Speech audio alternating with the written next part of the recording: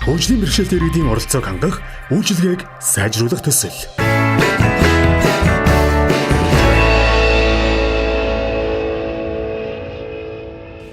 Бэрхшээлгүй хөгжийн нэвтрүүлэг шинэхэн дугаараа хүрэхэд бэлэн боллоо. Энэ удаагийн маань дугаарын зочин Тэмүүлэн эхнэр 2 хүүхдийн хамт амьдардаг. Түүнийг биедээ амьдрахад хувийн туслах нь хэрхэн нөлөөлдөг болон ер нь хөгжлийн бэрхшээлтэй иргэний биедээ амьдрахад туслах үйлчилгээ гэж юу вэ гэдэг талаар энэ удаагийнхаа нэвтрүүлгээр үзэгч танд хүрэхээр бэлтгэлээ. Одоо ингээд хамт амьдраад 2 хүүхдийн аав ээж болоод ингээд бүгд үүсгэж явж байгаа маань хувийн туслахуудын бас нэгдэггүй гарсан байна. Асаа намайг хөлддөг төвөмөл хөгжилтэй туслах ажилтан байгаа. Өнөөдөр миний ажлын ихний өдөр болохоор темп дээр өглөөний цагтаа байгаа. Тэгээ бүгдээрээ миний ажлыг сонирхцгаая. Ньевцгай.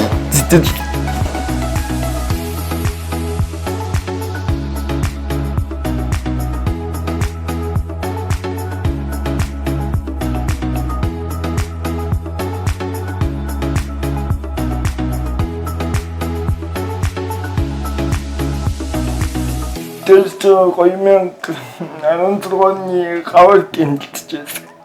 Манай байгууллагын үйл ажиллагаа хийгээд тэр үедээ нэмэн анхудаа түгээмэлтэй ийдсэн. Гадаад тэгээд яг хөтэ барик анхны гастр толсын хөтэ юм. Анх чинь амар юм өтэй ингээд цамд мамжсэн аюу гой харагдчихсэн. Тэгэл за тэгэл яасан зөвхөн гайгүй залуу гэж харж ирсэн. Тэмүүлэнгийн эхнэр Намин Эрдэнэ авьяаслаг зураач бүсгүй бөгөөд өөрийн хөгжлийн бэрхшээлтэй болсон түүхээ бидэнтэй илэн далангүй хуваалцсан юм а. Би сайн өөрөө сайн мэддэг юм а. Жохон багтал нөгөө хатгаа аваад тэгээд 10 сартай байгаад хатгаа аваад тэгээд нөгөө буруу имчилгээ хийгээд тэгээ хавралт аваад тэгээд юм болсон байгаа. Саарл гэж хэлнэ. Тэ байхдаа би айгүй зурдаг ус ахгүй. Айгүй гоё ингээл байгаль зураал. Нэг бол Гүлдэний Баатар зурдаг байсан. Тэгэл манай яав гинт нэг өдөр тэгээд зургийн сургуульд орж ирсэн. Тэгээд одоо 2015 онд төгссөн байгаа. Анима гэдэг сургууль. Хөгжлийн бэрхшээлтэй иргэний бие даан амьдрах талаар ойлголт, хандлага, төдийлөн төлөвшөөгүй байсан үед учирсан Тэмүүлэн Намин Эрдэнэ хоёр маань үнэн ч хайрынхаа хүчээр тулгарсан саад бэрхшээлүүдийг хэрхэн даван туулж ирсэн тухайга ийхүү дурслаа. Бид хоёр нийлэхэд манай ааж аим их эсгүүжсэн. Нэрээ чамд охиноо гэхгүй гээд би таар дэндээ зогцчихсан гэж. Өнөөгийн нийгэм яг нэг хөгжлийн бэрхшээлтэй хүнтэй амьдрна гэдэг бол маш чөлөөт гэдэг. Авч мэддэг учраас жоо эдсэн баг. Ганц нөгөө охин ганц эрдэн тий айлын ганц охиныг ингээ аваа тэгээд ийм одоо тийм хүмүүст хүнтэй гэлнэ гэж мэдээж дургуутсан. Гэтэ би айгүй нэг хайр гэдэг чинь үнэндээ ингээд хоёр биндээ айгүй их хайртай байсан болохоор яаж тэгэл зурж байгаа л тэгэл нийлсэн тий. Одоо айгүй сайн шүү манай аав ээж маань айгүй их тусалдаг. Бид хоёрт тэгээд одоо ингээ хоёр хүүхдийн аав ээж хоёр болцсон байна. Манай том одоо төгс бэлэг гэдэг. Баг нь нантан бэлэг гэдэг.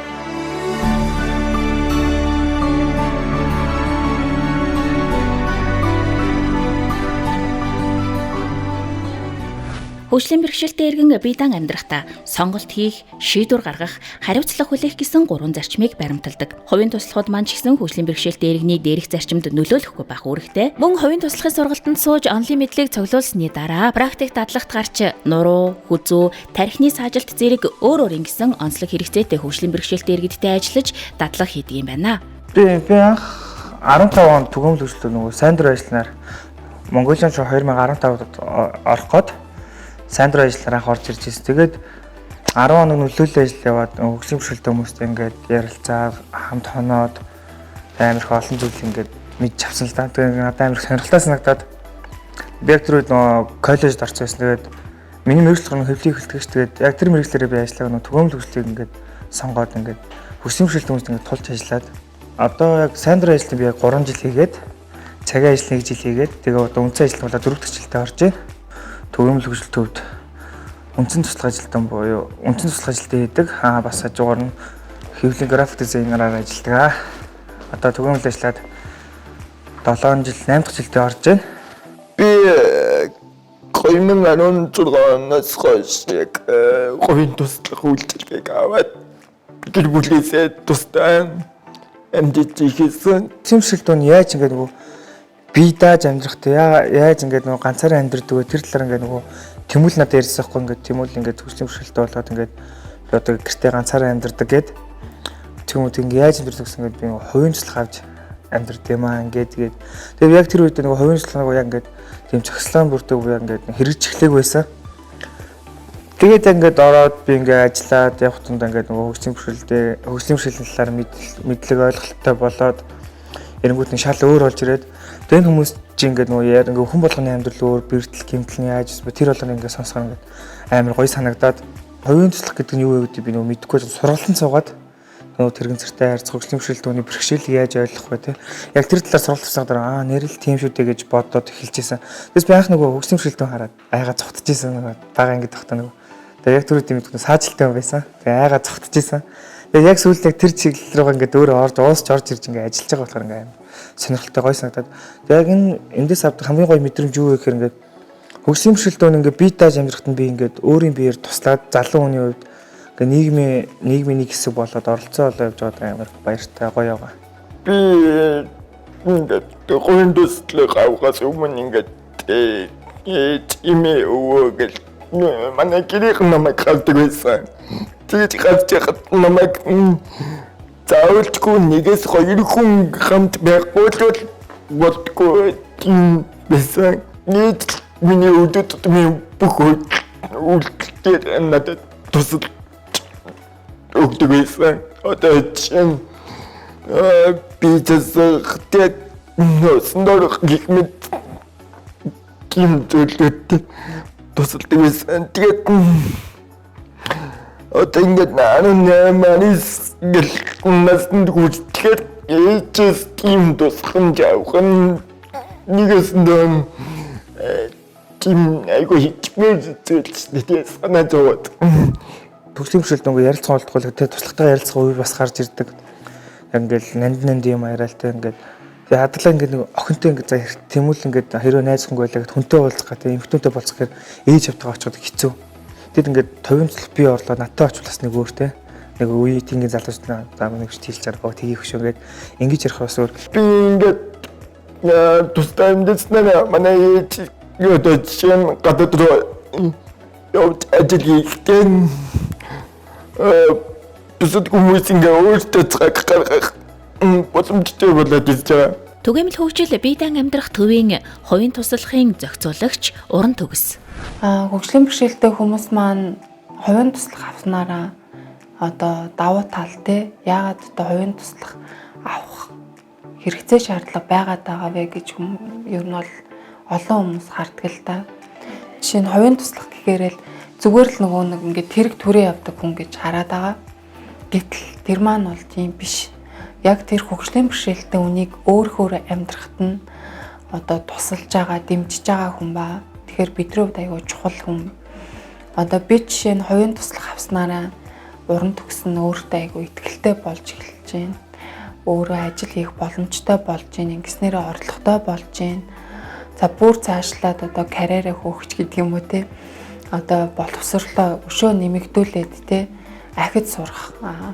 Дээр нь одоо хүүхдтэй би ингээд те хичнээн ээж нь өвдсөн ч гэсэн ажил хөдөлмөр хийгээд хүүхдээ аваад явах чадaltaй гэдгийг харуулах гэдэг ч юм уу те. Тэгэхээр нөгөө өөрийгөө маш олон талаас нь харуулах тэр боломжуудыг олгож байгаа хувийн туслах маань ар гэрийнхэн маань байна л та мэдээж. Тэгээд цаг ямагт одоо ээж маань ч гэх юм уу те ар гэрийнх маань хамт байгаад байхгүй. Мэдээж удаад нас нь явж гин тэгэхээр хөгшөрч байна тий. Тэгэхээр нөгөө хувийн туслах байснараа ар гэрийнхэн ч гэсэн дэмжлэг болж өгч байгаа. Дээр нь тэд нар маань дахиад одоо ажил хөдөлмөр хийх боломжтой болж байна. Одоо би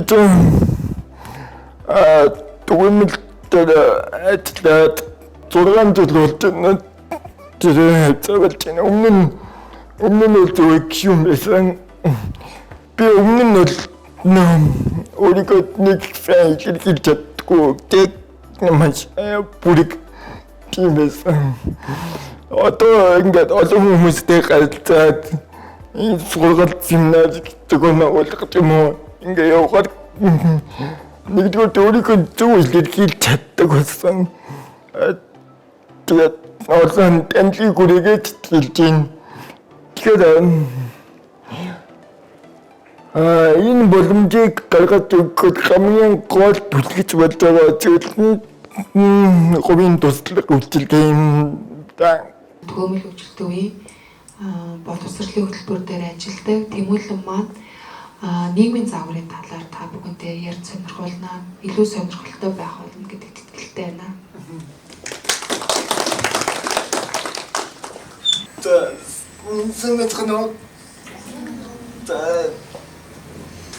Би одоо их сургуультай анхуд хийж байгаа л да. Тэгээд канаага юу нэг үдэж сургууль гэж. Түгээмэл хөгжил бие даан амьдрах төв нь хөгжлийн бэрхшээлтэй иргэнийг бие даан амьдрахад дэмжих хөтөлбөрийг Монголд нэвтрүүлэн хөгжүүлж байгаа бөгөөд энэхүү үйлчилгээнд хувийн туслахын үйлчилгээ, хөгжлийн бэрхшээлтэй хүмүүсийн зөвлөлтөө буюу peer counseling-ийн үйлчилгээ мөн бие даан амьдрах хөтөлбөр багтдаг юм байна. Энэ удаагийнхаа нэвтрүүлгээр бид бие даан амьдрахад дэмжих хөтөлбөрийн хувийн туслахын үйлчилгээний талаар үзэгч та бүхэндээ илүү дэлгэрэнгүй хүргэж байгаа билээ. Хувийн туслахын ажил маань ер нь яаж явагддаг вэ гэх юм бол би өөрөө хувийн туслахынхаа зохицуулагчийг хийдэг. Зохицуулагч гэдэг маань юу вэ гэхээр одоо жишээ нь хөгжлийн бэрхшээлтэй хүн болон хувийн туслах хоёрыг хооронд нь холбож өгдөг хүнийг хэлдэг. Тэгээд ер нь бол хүмүүс хувийн туслах нь одоо яаж цагаа авдгийг, яаж ажилтгийг гэдэг асуултуудыг асуудаг. Тэгэхээр манайх Facebook хаалттай групптэй байдаг хувийн туслахын. Тэгэхээр Facebook хаалттай группээсээ хувийн туслах маань одоо боломжтой цагуудаараа сонгож авч хийдгээр айгуу давуу талтай. Одоо цаг маань бям гараг болгоны 7 цагт ингээд цагууд нь орчдөг үйлчлүүлэгчийн маань. Тэгэхээр тэндээсээ комент хэсэгт нь боломжтой цагаа бичээд ер нь бол сонгоод авчдаг гэсэн оюутан залуучууд маань ихэнхдээ хөгжлийн бэрхшээлтэй хүн маань болохоор яаж хувийн туслах авдаг вэ гэхээр яг боломжтой цагаа бям гараг болгоны 4 цаг гэхэд зохицуулагчийн албандаа өгдөг. Тэгэхээр 7 цагт нь одоо групп дээрээ тавиад тэндээсээ туслахууд маань ер нь бол завтаа цагаа сонгоод авдаг. Тэгэхээр би ингээд өдөржингөө ажиллах уу те яаж ажиллах уу гэж хүмүүс их асуудаг. Тэгэхээр мэдээж өөрхөн боломжтой цагаараа чи хэрэг боломжтой байна. Тэр боломжтой цагаараа ер нь бол тэр хувийн туслахаа авнаа гэсэн үг. Тэгээд одоо цагийн ч мөнгө ч гэсэн яг тэр авсан цагаараа бодогдоод явдаг. Давуу талтай. Албан үүрэг гэвэл нөгөө хувийн туслах гэдэг зүйл нь хөгжлийн бэрхшээлтэй хүний ер нь хийж чадахгүй зүйл дээр амар их нөлөөлж оролцдог тий. Тэгтээ нөгөө тэр оролцож ингээ хөгжлийн бэрхшээлтэй хүний үссэн шийдвэр гаргаад иж болохгүй тий. Анаах хүсч тийм байна. Энийг өмсөж байж тий. Анаас тийм байна. Энийг өмсөж тийм нөлөөлөл үзүүлж байгаа. Яг хөгжлийн бэрхшээлтэй гэдэг чинь хөгжлийн бэрхшээлтэй болохоос нөгөө өөрөө ингээ тий сонирхолтой зүйлтэй тий хүссэн хувцас өмсөж болно. Хүссэн газараар явж болно. Тэр үед хувийн туслах нөлөөлж болохгүй. Тийм байгаа. Тэгээд яг нөгөө яг ажилчид орж ирэнгүүт би яг танилцуулга хийгээд дадлахт гаргаад сургалтын цулгаад ирэхээр ингээ хөгжлийн бэрхшээлтэй хүмүүс одоо албан ажлын үүргийнхэн талаар ойлголт өгдөг. Тэгээд тэр илүү амар болоод ирнэ. Тэгээд хувийн туслах маань хувь хүний амьдрал руу маш их ордог. Тэгэхээр энэ маань аягүй нууцлалтай байдаг, гэрээ хийдэг. Бид нар хувийн туслахтайгаа болон үйлчлүүлэгчтэйгээ гэрээ хийж тэрний үндсэн дээрээс үйлчлэгээ маань үзүүлдэг байгаа. Тэгэхгүй болбол одоо хин дуртай нь хурж ирээл хувийн туслах авъя гэдэг. Нэг бол хин дуртай нэрэл хувийн туслах хийн гэдэг тийм бас ойлголт бас байхгүй. Яагаад тэгэхээр хүнтэй харьцаж байгаа энэ маань хүнтэй харьцдаг ажил юу нь бол хэцүү шүү дээ. Хүний ингээл өөрийнх нь хувийн амьдрал руу орж ийн. Манай гэрийг хаана байдгийг мэдчихээн. За миний дансыг бүр ингээд те дугаар нь хэдвэ гэдгийг ч мэдчихээн те. хинтээ хаана уулзж ийн вэ гэдгийг мэдэж байна. Тэгэхээр хувь хүний бүх нууц руу орж байгаа. Тэгэхээр энийг нууцлж чандлахын тулд хувь нийтэй хамт гэрээнүүд дандаа хийгдчихэж манай ажил ер нь болоод явагддаг. Гэрээ байгуулдаг нөгөө цагийн ажилд авч хэлэхээр гэрээ байгуулаад сургалт ордог. Гэрээн дээр ингээд зааж өгсөдөө хөгжлийн бэрхшээлтүүнтэй яаж харилцах вэ? Тэгээ гэрээн дээр туссан байдаг. Бас нөгөө сургалт орж байхдаа хөгжлийн бэрхшээлтүүний хувийн нууцыг чандлаа хадгалах те. Надад итгээд ярьсан бол бид тэр зүйлийг гадагшуулах хэрэгтэй. Яг л тэр ярьж би тэрийн тул өөрөөсөө тэр хүн надтай ингээд нөгөө гэрийнхэнтэйгээ хийж чадахгүй зүйл надтай хамт хийж байгаа, гадуур тур явж байгаа тийм зүйлийг би л хавар хадгалах хэрэгтэй. Яг нөгөө анх орж ирж байгаа залуучд хэлэхээр нөгөө флорж амар сонь санагдaltaй хөгжлийн бэрхшээлтүүнээс нөгөө би дааж яаж амьдарч байгаа гэдэг нөгөө хүүхдүүд ойлгодгоо. Тэгээд нөгөө зарим хүмүүс бол хөгжлийн бэрхшээлтүүний туслахыг болохоор нөгөө гэрээ үйлчлэг шиг бодоод зарим хүмүүс одоо нөгөө аав ээж нар юм уу те нөгөө миний хүүхдүүд ч ингээ айлд ингээ зарцгийгээд барлаг хийгээд байгаа юм болоо гэж боддог. А яг ингээд аав ээж нь хүүхдүүдэд ажиллуулж эхлээд өөрсдөө хүүхдүүдтэй ярилцаад ирэхээр шал өөр болж эхэлдэг. Тэгээд одоо өсөж байгаа 18-аас дээшний залуучууд ингээд яаж уриалах вэ гэвэл одоо нөгөө хөгжлийн бэрхшээлтэй хүмүүстэй ирээд ярилцаад уулзаад үз. Тэ тэр хүмүүс яаж амьдрах вэ? Тэр талаар мэдээ сулаад тэр нэг өөр голд нь ороод ажиллаж зүр бүр нэг өөр сонирхолтой бол. Тэгвэл өөрийнхөө мэдлэгийг дэвшлүүлээд мэдхгүй зүйлээ мэдж болно. За адаглал нэг хуулийн бяцхан мэдлэгтэй болж аав. Тийм учраас ингээд цагийн ажлыг сонирхолтой тийм залуучууд байвал ирээд уулзаад үзээрэй те. Тэгэхээр оюутан залуучууд болно те. Хүүхдээ ингээд сургуультай өгчөөд одоо яг тэр үеэр ингээд боломжтой ажил хийх цаг те байдаг штэ ээж нарт болон аав нарт.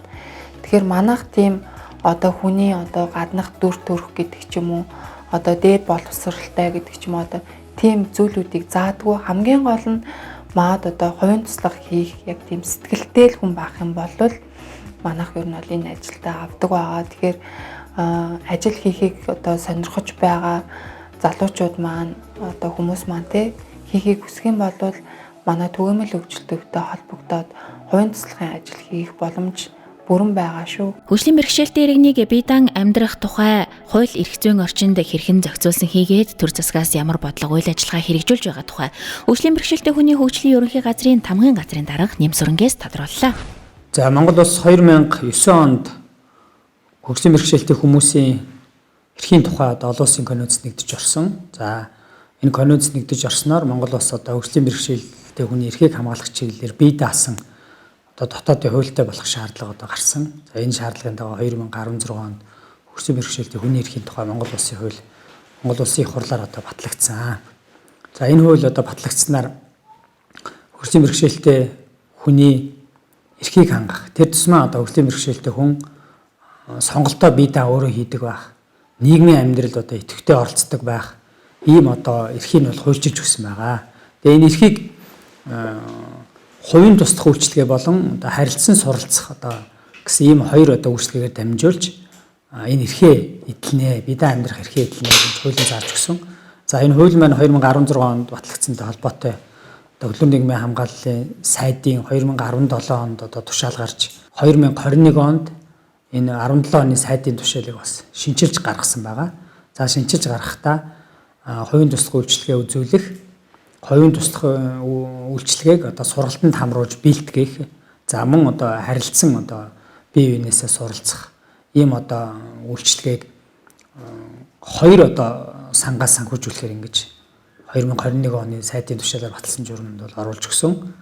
За хөгжлийн бэрхшээлтэй хүн өөрөө одоо ажил хөдөлмөр эрхлэе гэсэн одоо юм хүсэл эрмэлзэлтэй байвал тухайн одоо ажил хөдөлмөр эрхлэх сонирхолтой хөгжлийн бэрхшээлтэй хүний хөгжлийн бэрхшээлийнх нь одоо хэлбэрт таарсан дэмжлэгийг хэрвээ хувийн туслах үйлчилгээ үзүүлсэн байх юм бол хөдөлмөр эрхлэлтийг дэмжих сангаас санхүүжүүлэхээр ингэж журмандаа бол зааж өгсөн.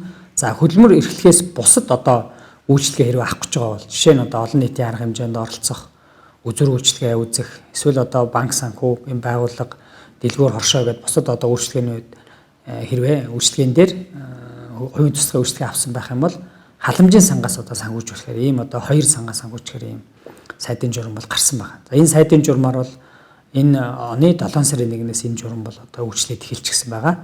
За манай агентлагийн хувьд бол бас энэ журмыг хэрэгжүүлэх хүрээнд одоо хөдөлмөрийн халамжийн үйлчилгээний ерөнхий газар гэдэг засгийн газрын агентлагтаа бол идэвхтэй бас хамтран ажиллаж байна. За энэ сайдын одоо 2021 оны батлагдсан журмаар бол хувийн туслахын үйлчилгээ үзүүлэх одоо төрийн бас байгууллага, хувийн хвшлэн, хөдөлмөрийн халамжийн үйлчилгээний ерөнхий газраас үйлчилгээ явуулах одоо зөвшөөрлөө авсан байх хэрэгтэй ингэж журам бол батлагдсан учраас энэ одоо зөвшөөрлийн одоо сонирхож байгаа үйлчлэгээ үзүүлэх боломжтой би одоо шаардлагыг хангаж байгаа гэсэн одоо төрөмс байгуулгууд олгуулахаар бас манай агентлагийн зүгээс хөдөлмөрийн хаалт үйлчлэгийн ерөнхий газартай бол идэвхтэй хамтарч ажиллаж байна. Бэрхшээлгүй хөгжий. Хувь хүнийг өөрөөр амьдрах тэр боломжийг олгож байгаагаар хувийн туслахын ажил маань айгүй үнцэнтэй ажил байдаг. Голдон ороод тэр ингээ энэ хүмүүс гэр бүл шиг ингээ санагддаг. Алтгад тусалдаг тий. Ингээд уйл харга болохоос нэгэнтээ ярьж байгаад ойлгох ч юм уу тийм үе байдаг. Тийм би ингээ нөгөө нэг нулимсаа нуудвал тий хаяа уйлцдаг тэгээд түгээмэлд орж нэг амар хөөлж исэн. Тэгтээ ингээ тэр хүмүүс ингээ хажууд байгаа надад зөвлөөд тэг ингээ нэг миний гэр бүл шиг ингээ надтай харилцаад яг тэр ингээ мэдрэмжүүд ингээ мэдрээд хэлээ амар гой санагдана. За Монгол улсад энэ хувийн туслах үйлчилгээ шинэ тогтолцоо бий болсноо одоо бидний шиг хөгжлийн мэдлэгтэй залуучууд маань хүнээс айж чих бустас санаа зовх зүйлгүйгээр яг энэ хүн жирийн хүнтэй адилхан амьдрах бүрэн боломжтой болж байгаад маш их баяртай байна. Бэрхшээлгүй хөгжийн нэвтрүүлэг энэ удаагийнхаа дугаараар хөгжлийн бэрхшээлтэй иргэнийг бие даан амьдрахад туслах үйлчилгээ тэр дундаа хувийн туслах үйлчилгээний талаар үзэгч та бүхэнд хүргэлээ. Хөгжлийн бэрхшээлтэй иргэд ч гэсэн хөдөлмөр эрхлэж бие даан амьдрах тэгш нийгмийг бүтээж хамтдаа бэрхшээлгүй хөгжий.